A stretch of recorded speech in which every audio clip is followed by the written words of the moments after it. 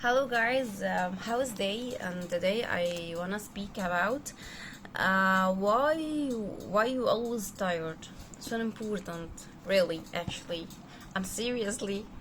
So we can start the science behind fatigue. Why are we always tired? Introduction: feeling tired or fatigue is a common complaint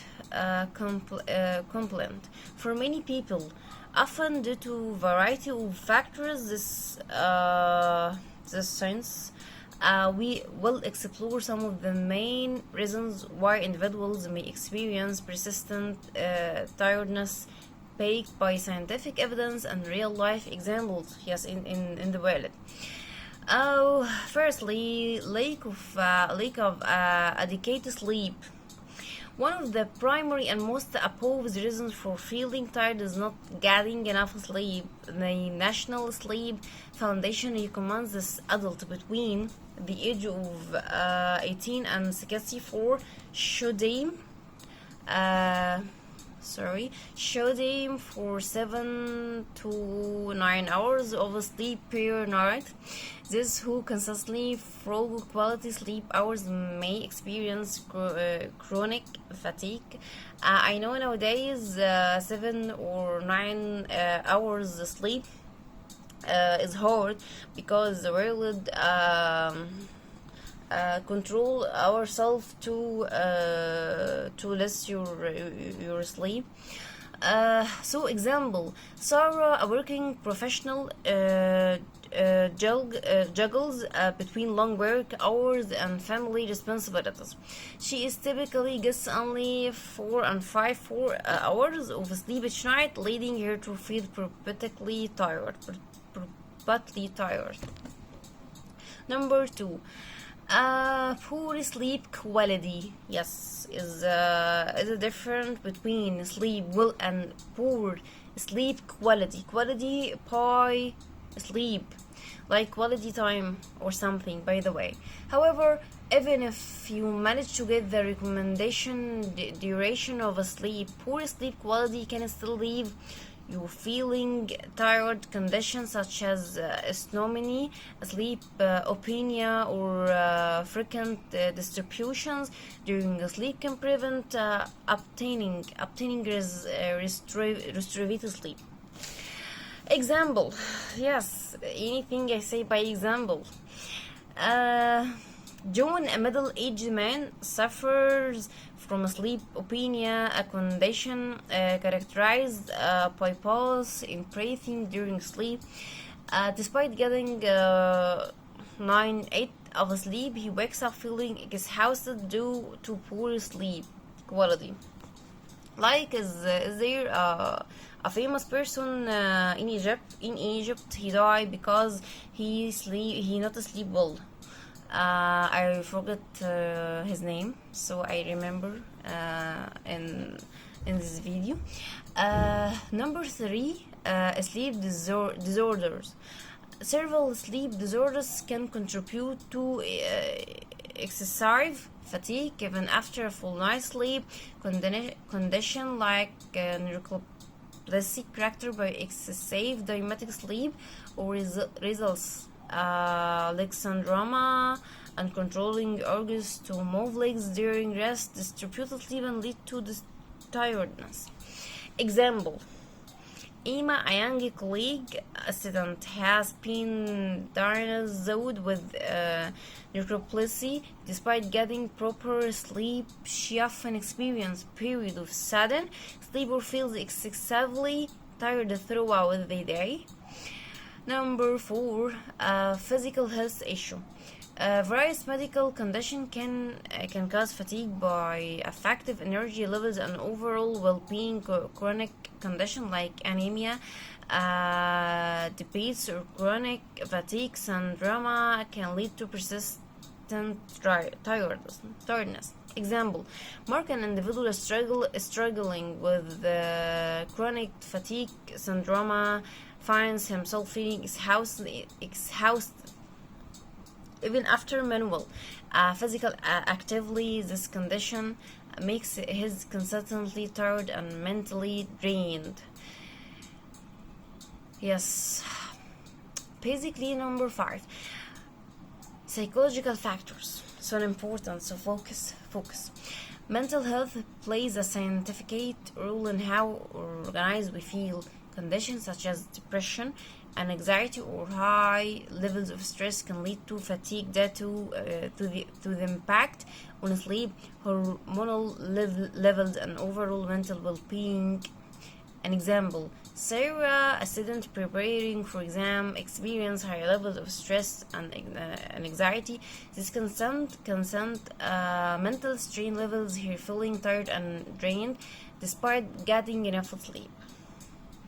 Conclusion: persistent fatigue can stem from a combination of lifestyle choose, sleep disciplines, underlying medical condition, and psychology factors. Understanding the root cases of tiredness is critical to address and manage fatigue effectively. If you consistently struggle with fatigue, it's advisable to consult a healthcare professional to identify and treat any underlying issue. So this is many tips and simple. Why are you tired? But I have 12 reasons why you are always tired and what you can do about it right now. Problem and solution. This is mind throw. Okay, let's go. If you frequently wonder why am I always tired, you are not alone. Actually, 2 out of every 5 Americans report feeling wiped out most of the week, and research from the Centers for Disease Control and Prevention (CDC) showed that 1 in 3 adults fails to get enough sleep between work or school. Family and friends, all the other communities you are juggling, it's easy to blame consistent fatigue on being busy. However, if you have made some simple lifestyle changes like going to bed earlier and managing stress, and you are still feeling the symptoms of fatigue, you might need professional help, says Sandra Atkinson, an internal medicine doctor in Atlanta. So the reasons why: excess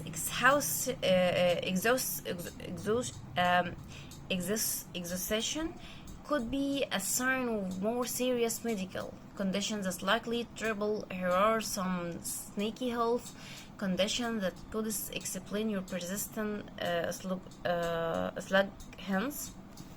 Reasons or for being so tired: anemia. Number 1, anemia. Firstly, the fatigue caused by anemia is the result of a lack of red blood cells, which bring oxygen from your lungs to your tissues and cells. You may feel weak and short of breath. Anemia may be caused by an iron or vitamin deficiency, blood loss, internal bleeding, or a chronic disease such as rheumatoid, cancer, or kidney failure. Women of childbearing age are especially susceptible to iron deficiency anemia because of blood loss during the body need for extra iron during breastfeeding, explains Lessers Grosh. Yes.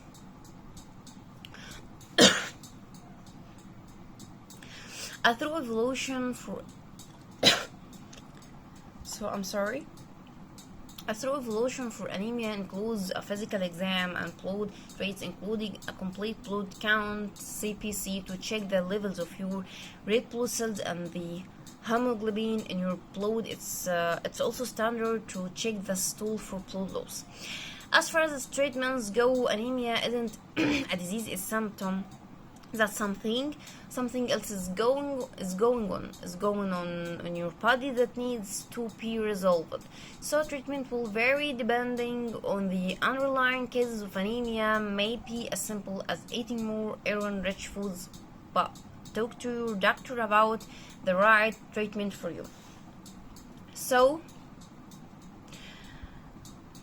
depression. More than the flu, depression is measuring illness that affects the way we sleep, eat, and feel about ourselves and others. Without treatment, the symptom of depression may last for weeks, months, or even years. We don't all experience depression in the same way, but commonly depression can cause decreased energy, a change in sleeping and eating pattern, problems with money, and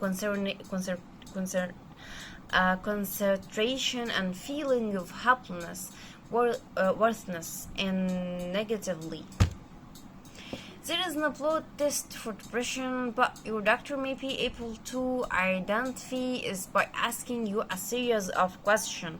If you experience 5 or more of these symptoms, flu for more than 2 weeks, or if they interfere with your life, see your doctor or mental health professional. Fatigue or loss your energy, sleeping too little, too much, persistent, sad and nice, empathy mood, reduced appetite and weight loss, increased enjoyed restlessness or irritability, persistent physical symptoms that don't respond or treatment, such as headache, chronic pain, or constipation and other digestive disorder, difficulty concentrating, remembering or making decision, feeling guilty, helpless or worthless, thoughts of this or sadness.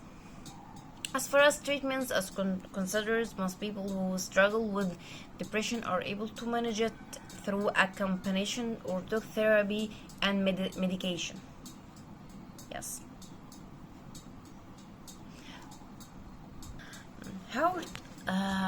Another point, heart disease. Heart disease is an umbrella term of range of conditions that can impact your heart, including coronary artery disease, heart infections, and disease of the heart muscle, according to the Mayo Clinic. Heart disease is the leading cause of death for men and women in the USA per the CDC, making this condition you don't want to take lightly. There are a lot of potential symptoms of heart disease, but fatigue is one of them, practically with cardiomyopathy, a disease of the heart, muscular heart valve problems, and increases the inner lining of your heart chamber and heart valves. If your doctor suspects you have heart disease, they likely wanna do a blood test and chest X-ray along with tests like an electrodiogram to measure the electric activity in your heart, and credit MRI. I get detailing images of your heart per the Mayo Clinic. Treatments can vary depending on the type of heart disease you have, but may including things like lifestyle changing, specifically focusing on a low-fat, low-sodium diet, certain medication, and even sugar. Another point, home remedies.